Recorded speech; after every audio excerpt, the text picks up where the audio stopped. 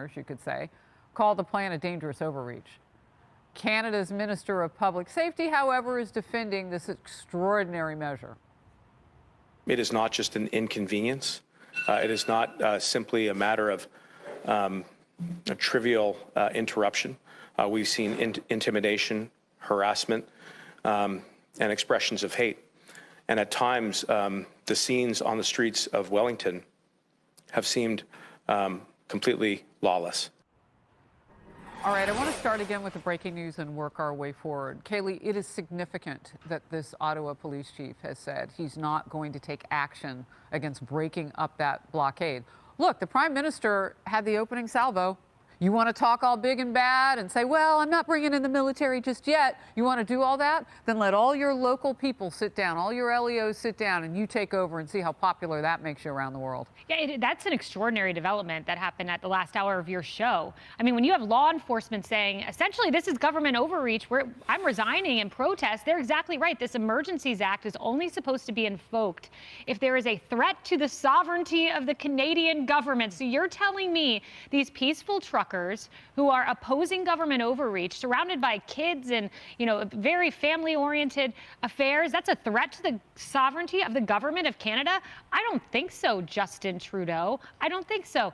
But what's amazing, they're protesting government overreach. So elitist Justin Trudeau says, what's the answer?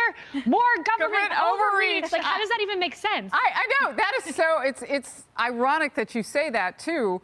Because not only are they protesting government overreach, but he's not listening to what they're saying at all. So he throws in the one bit of stuff that not only is overreach, but it doesn't match the situation. So what is his goal here, right? Because 90% of the truckers union is vaccinated. What is his goal? Like, what is the mandate even about? Yeah. I don't even understand that. The goal is control. I think it's part of our ongoing conversation we've been having about as the rise of the proletariat nation here, the workers coming together, the blue-collar, reasonable, rational, everyday American that works to put food on their table, that is rising up because the governments in charge are being even more bloated with their control. And the second it's questioned, the second it's pushed back, they respond with more control, more mandates. This is the first time, as you said, in Canadian history they have invoked this. This emergency powers, as you said, is reserved for when it's threatening the sovereignty of Canada and when it exceeds the scope of the ability for the provinces to handle it. So you're telling me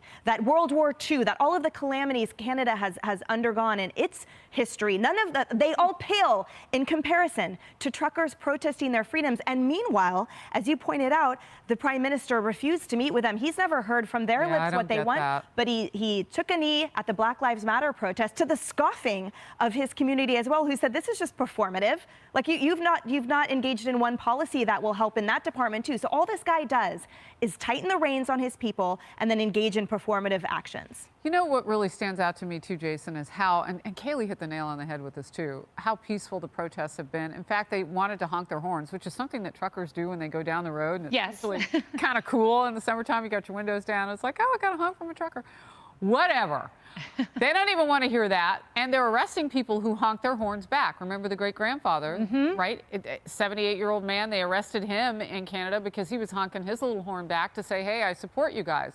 But what really stands out here to me, Jason, is there is no respect for dissent in a democracy. What do we call that kind of government? Yeah, this is nothing short of martial law. And Harris, to your point, why hasn't Justin Trudeau sat down with some of the truckers and heard out their grievances? I think they're reflective of what a lot of Canadians and quite frankly Americans are feeling.